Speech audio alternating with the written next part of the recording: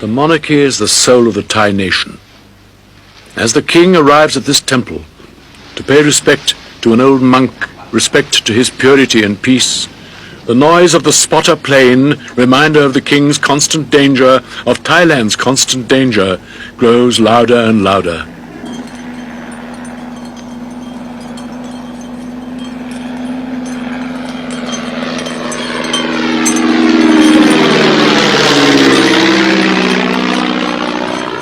Your Majesty, how important is Buddhism for you, the precepts of Buddhism in your daily life as king? Buddhist thought is rather complex and has many grades. There's the grade of Buddhism in the highest level is to attain absolute purity, which you call selfish motive, and that is true. It is selfish, purely selfish. But to attain this purity, you must do everything that is not selfish, which for you perhaps is a paradox. One must sacrifice, one must discard everything that one thinks that is one's own. Charity is one way to discard. How important is meditation as a part of this process? Meditation is a process that is very important because first you must have concentration. You must concentrate your mind so that you have a peace that is perhaps not lasting, but a peace in which you can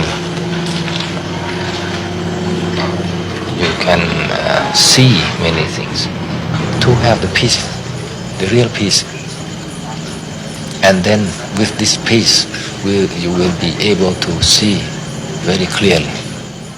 Usually my husband would come in earlier than I would and meditate, really meditate, because he could control his breathing and he could really concentrate. But I cannot concentrate and meditate yet.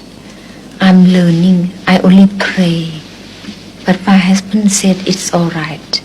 That is the same thing as meditating. Is it possible to be a practicing communist and a sincere practicing communist and also a sincere practicing Buddhist?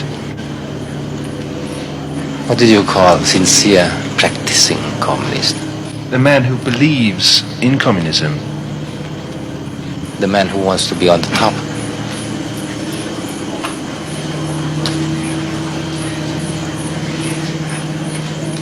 Well, a man who sincerely believes in a communist principle of doing things. We have sincerity is difficult to define. You may be sincere, but you may be wrong.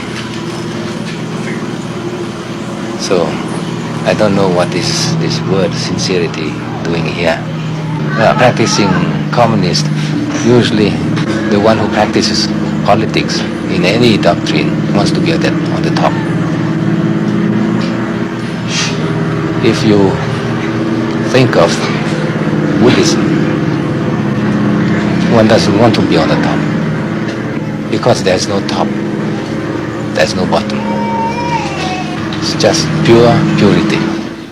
I'm never afraid for my life because I believe in what the Buddha taught us, that never dwell in the past, never look at the future, doing your best now, and then you can be sure that the result would be good.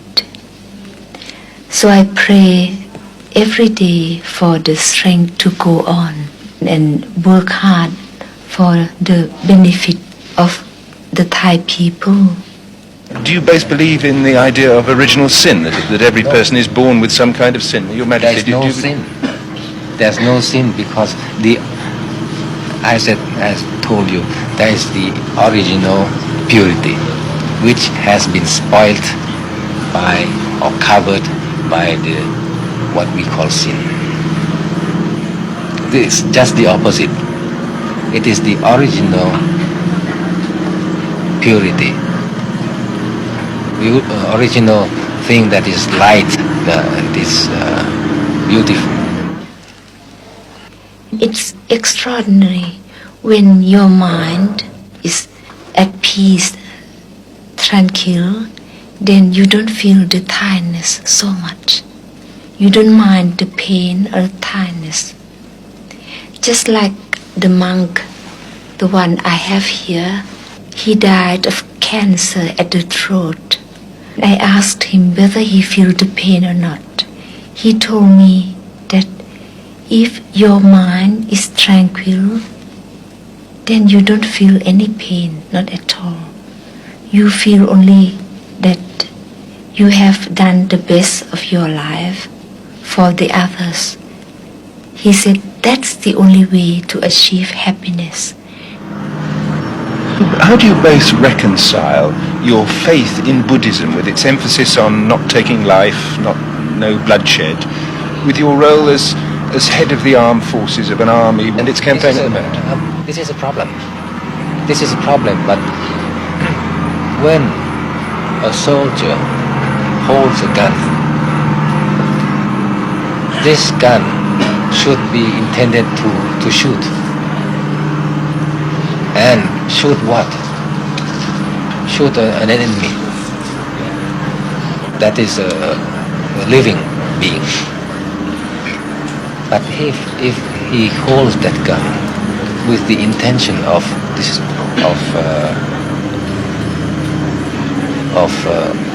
guarding, preserving his country, with this intention, he is not sinful. And even if he has somebody who comes and it's the enemy, he must shoot. He has to shoot. Why? Because he has the intention of guarding his country, of preserving his country. And, by the way, also the religion. If the enemy comes, the country is gone, is destroyed, there's no religion and there's no good. Loving kindness is the real thing one should give to other person. To give, not to take only, to give, to love. So that's the reason my husband and I can work year after year, day after day, without being ill. But we know that when it's time to die, nobody can escape. So it's better that we contribute as much as we can to society and reserve some small limited time for us.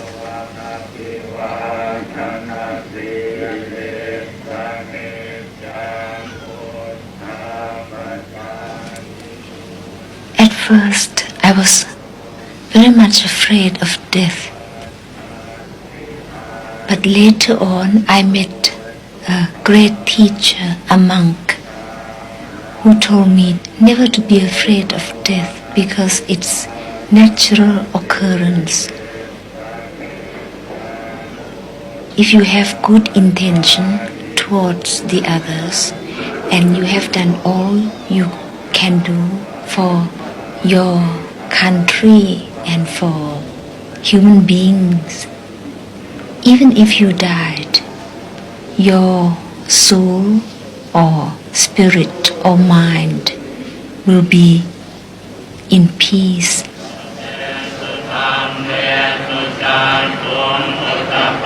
Amen.